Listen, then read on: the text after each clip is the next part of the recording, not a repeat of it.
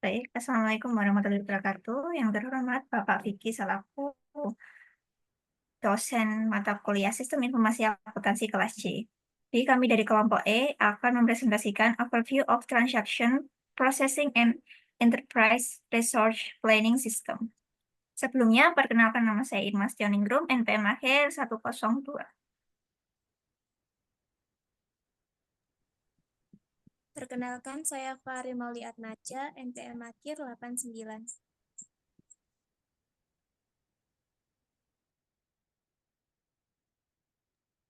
Saya ada ini NPM akhir 100.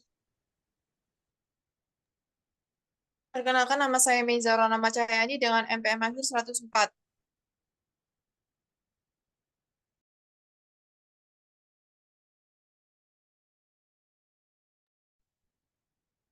Perkenalkan, nama saya Zidan Argansa dengan NPM akhir 026.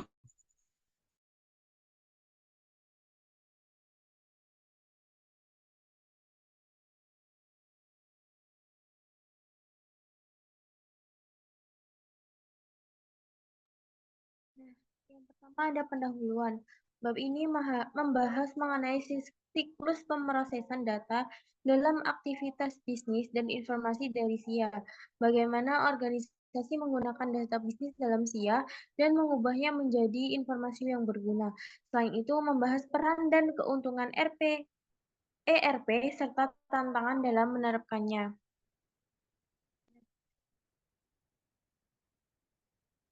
Nah, yang pertama ada pemrosesan data transaksi. Yang pertama ada input data, kemudian pengolahan data, kemudian penyimpanan data, dan yang terakhir ada informasi output. Yang pertama ada input data. Langkah pertama dalam memproses input adalah menangkap data transaksi dan memasukkannya ke dalam sistem. Data ini dikumpulkan berdasarkan 3 aspek bisnis. Yang pertama ada kegiatan yang diminati, sumber daya yang dipengaruhi, dan orang-orang yang berpartisipasi. Misalnya, data transaksi penjualan harus mencangkup tanggal, waktu penjualan, karyawan, kasir, teller daftar kasir, barang terjual, jumlah barang, harga total penjualan, petunjuk pengiriman, dan informasi pelanggan untuk penjualan kredit. Kemudian yang langkah kedua adalah memastikan data yang diambil akurat dan lengkap dengan menggunakan otomatisasi data sumber atau layar entry data yang dirancang dengan baik. Dokumen dan layar yang baik dirancang untuk meningkatkan akurasi dan kelengkapan dengan memberikan instruksi yang jelas tentang data yang dikumpulkan. Pengguna juga meningkatkan kontrol dengan nomor urut transaksi. Ya, langkah yang terakhir adalah memastikan kebijakan perusahaan dipatuhi, seperti menyetujui atau memverifikasi transaksi untuk mencegah masalah seperti penjualan kepada pelanggan tidak membayar. Fitur sistem juga dapat digunakan untuk memeriksa batas kredit pelanggan dan stok barang sebelum konfirmasi penjualan. Selanjutnya ada penyimpanan data. Nah, data perusahaan adalah sumber daya penting, namun data relevan tidak selalu bermanfaat. Organisasi perlu akses mudah dan cepat ke data. Akuntan perlu memahami pengolahan data dalam SIA agar dimanfaatkan secara optimal. SIA dapat membantu menyimpan data dasar dengan efisien.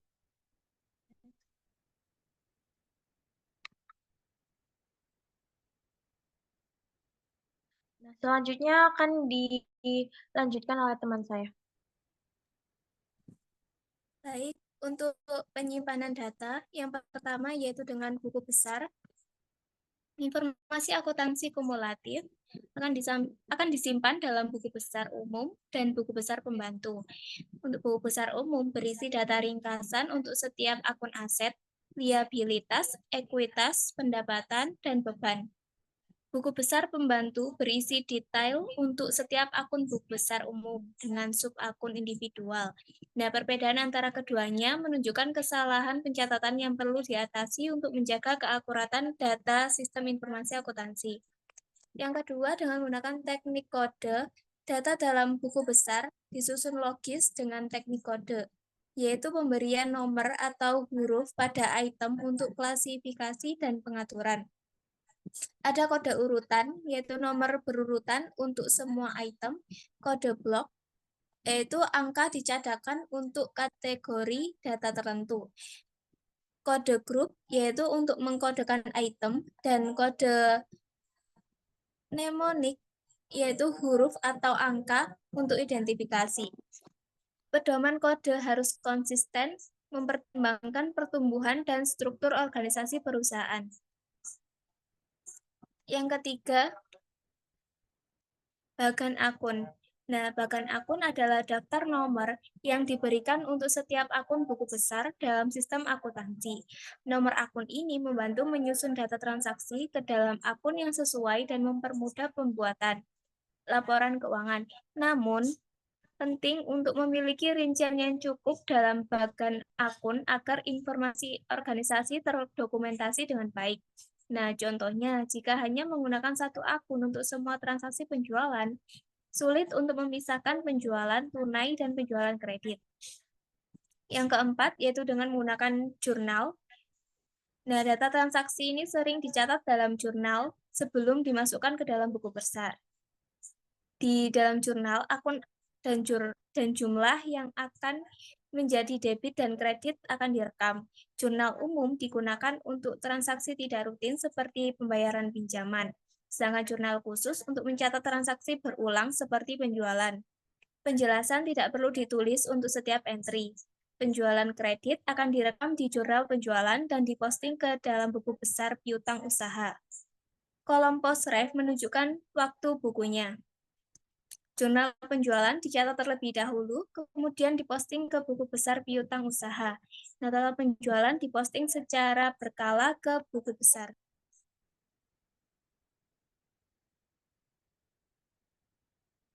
Yang kelima, yaitu dengan menggunakan jejak audit, jalur yang memungkinkan transaksi dilacak melalui sistem pemrosesan data dari titik asal ke keluaran atau mundur dari keluaran ke titik asal.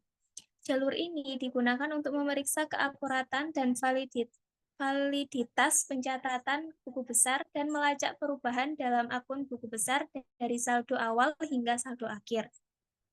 Yang terakhir, dengan konsep penyimpanan berbasis komputer. Nah, konsep penyimpanan berbasis komputer ini berarti entitas seperti karyawan, inventaris, dan pelanggan memiliki atribut unik seperti tingkat gaji dan alamat. Data disimpan dalam bidang yang mewakili rekaman, di mana setiap baris adalah entitas berbeda dan setiap kolom adalah atribut. Berkas induk seperti buku besar menyimpan informasi kumulatif organisasi, sementara berkas transaksi berisi catatan transaksi bisnis individu. File induk bersifat permanen, tetapi catatan individual dapat berubah. Basis data adalah kumpulan berkas terkoordinasi yang mencakup informasi penting organisasi. Selanjutnya akan dijelaskan oleh rekan saya.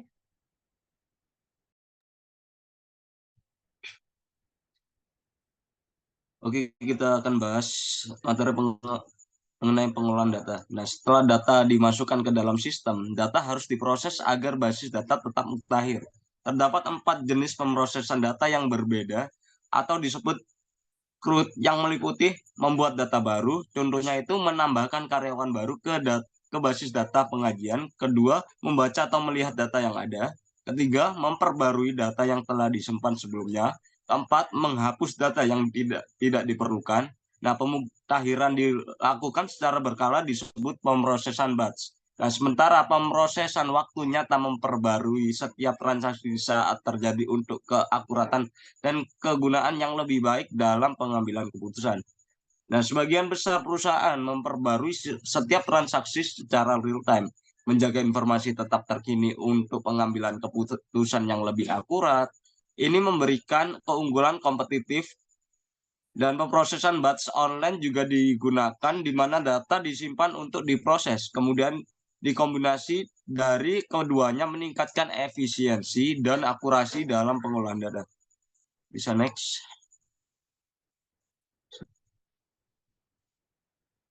Nah, kita bahas informasi output. Informasi output ini adalah langkah terakhir dalam sistem pemrosesan data. Nah, yaitu informasi output ya. Nah, ketika ditampilkan di monitor, keluaran tersebut disebut soft copy. Ketika dicetak di atas kertas, keluaran tersebut disebut hard copy. Informasi biasanya disajikan dalam salah satu dari 3 bentuk: dokumen, laporan, dan respon query. Dokumen mencatat transaksi dan data perusahaan. Beberapa dokumen seperti cek dan faktur diberikan kepada pihak luar. Dokumen lain seperti laporan penerimaan dan pembelian diberikan kepada pihak ketiga. Laporan digunakan untuk mengontrol kegiatan operasional dan membuatkan keputusan bisnis. Penggunaan eksternal memerlukan laporan untuk mengevaluasi profitabilitas, melayani kelayakan kredit, atau mematuhi peraturan. Nah, query merupakan permintaan basis data untuk informasi yang diperlukan dalam menangani masalah atau pertanyaan. Nah, informasi diambil, ditampilkan, dicetak, dan atau dianalisis sesuai permintaan. Selanjutnya dijelaskan oleh rekan saya.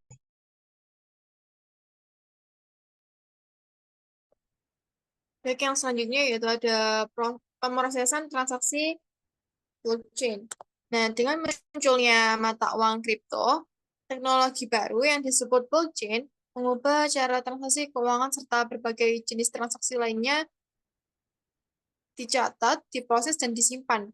Sementara internet adalah jaringan informasi,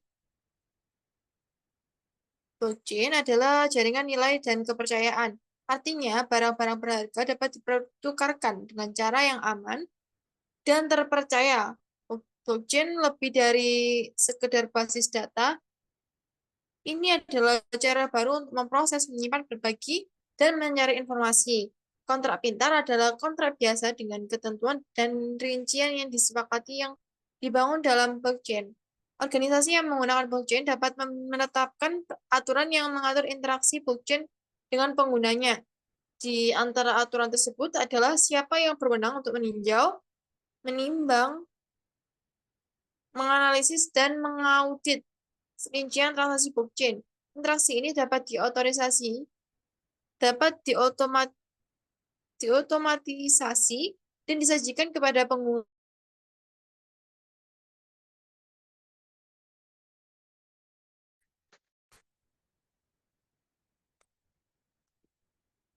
Lalu yang selanjutnya ada sistem perencanaan sumber daya perusahaan atau IS. Secara tradisional, ISA disebut sebagai sistem pemrosesan transaksi karena satu-satunya perhatiannya adalah data keuangan dan transaksi akuntansi. Misalnya ketika penjualan terjadi, SIA akan mencatat entry jurnal yang hanya menunjukkan tanggal penjualan, yaitu debit baik untuk kas atau piutang dan kredit untuk penjualan. Lalu sistem perencanaan sumber daya perusahaan atau ERP ini mengatasi masalah ini karena mereka mengintegrasikan semua aspek operasi perusahaan dengan SIA tradisional. Sebagian besar organisasi besar dan menengah menggunakan sistem ERP untuk mengkoordinasikan dan mengolah data, proses bisnis, dan sumber daya mereka. Sistem mengumpulkan, memproses, dan menyimpan data serta menyediakan informasi yang dibutuhkan manajer dan pihak eksternal untuk menilai perusahaan. Next.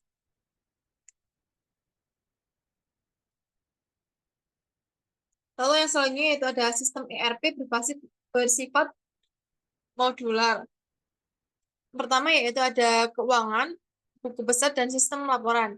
Nah, keuangan mencakup buku besar, dan sistem laporan mencakup buku besar,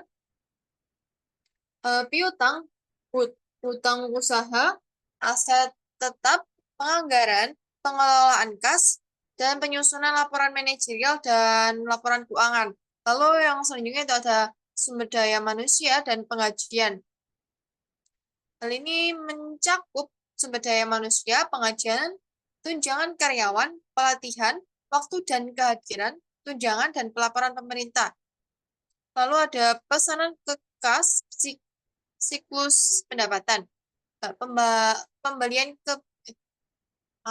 pesanan ke kas mencakup entry pesanan penjualan, pengiriman, inventaris, penerimaan kas, dan penghitungan komisi. Lalu yang selanjutnya yaitu ada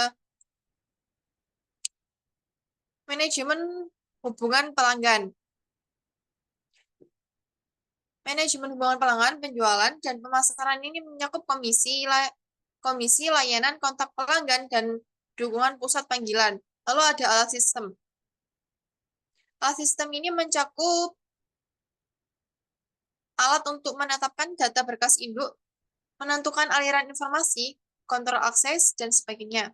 Lalu ada pembagian ke pembayaran, siklus pencarian, yaitu mencakup penerimaan dan pemeriksaan inventaris, manajemen inventaris dan gudang, dan pencairan kas. Lalu ada manufaktur, siklus produksi, yaitu mencakup rekayasa, penjadwalan produksi, daftar bahan, pekerjaan dalam proses, manajer alur kas, pengendalian mutu, manajemen biaya, serta proses dan proyek manufaktur.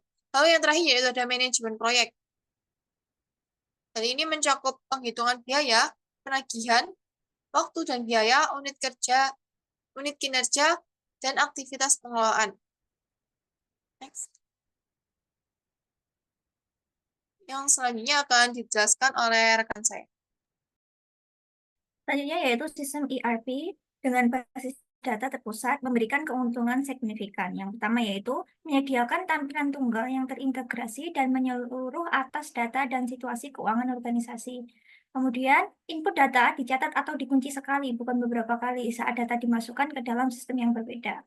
Yang ketiga, manajemen memperoleh visibilitas yang lebih besar ke setiap area perusahaan dan kemampuan pemantauan yang lebih besar. Kemudian yang keempat, organisasi memperoleh kontrol akses yang lebih baik. Kemudian yang kelima, prosedur dan laporan distandarisasi di seluruh unit bisnis. Yang keenam, layanan pelanggan meningkat karena karyawan dapat dengan cepat mengakses pesanan yang inventaris, informasi pengiriman, dan detail transaksi pelanggan sebelumnya. Dan yang terakhir, pabrik manufaktur menerima pesanan baru secara real-time dan otomatisasi manufaktur. Proses ini mengarah pada peningkatan produktivitas. Nah, selain keuntungan, ERP juga memiliki kelemahan, yaitu yang pertama biaya, di mana biaya perangkat kertas, perangkat lunak, dan konsultasi ERP ini sangat mahal. Kemudian jumlah waktu yang dibutuhkan, di mana diperlukan waktu bertahun-tahun untuk memilih dan menerapkan sistem ERP secara penuh, tergantung pada ukuran bisnis, jumlah modul yang diterapkan, tingkat penyesuaian cangkupan perubahan, dan seberapa baik pelanggan mengambil alih kepemilikan proyek. Kemudian perubahan pada proses bisnis. Nah, jadi mereka harus beradaptasi dengan proses bisnis yang terstandarisasi, bukan mengadaptasi paket ERP ke proses perusahaan yang ada. Kemudian kompleksitas. Kompleksitas berasal dari pengintegrasian berbagai aktivitas dan sistem bisnis yang berbeda, yang masing-masing memiliki proses, aturan bisnis, sistematik data, hierarki otorisasi, dan pusat keputusan yang berbeda. Yang terakhir yaitu resistensi, di mana organisasi yang memiliki banyak departemen dengan sumber daya, misi, laba rugi, dan rantai komando yang terpisah mungkin percaya bahwa satu sistem memiliki sedikit manfaat. Baik, sekian presentasi dari kelompok kami. Kurang lebihnya mohon maaf. Wassalamualaikum warahmatullahi wabarakatuh.